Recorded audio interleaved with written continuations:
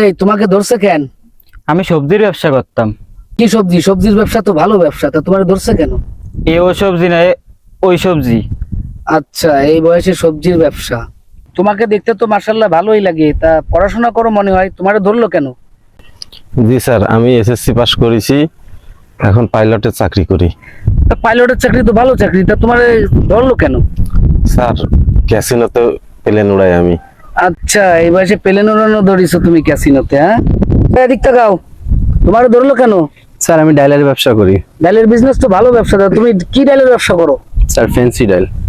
Fancy ডাইল? হ্যাঁ, চেহারাও তো ফ্যান্সি ডাইলের মতো করে ফেলাইছো। এদিক তাকাও। তোমারে ধরলো কেন? স্যার, আমি পানির ব্যবসা করি। পানির ব্যবসা তো ভালো ব্যবসা, তা কি পানির ব্যবসা করো তুমি? স্যার, আমি লাল পানির ব্যবসা করি। লাল পানি? হ্যাঁ, এই বয়সে লাল পানি খাওয়া মানুষ রে। চাচা, বাঁকা দাড়িতে তো দেখতে মাশাআল্লাহ সুন্দরী দেখাচ্ছে, তা আপনাকে ধরলো কেন?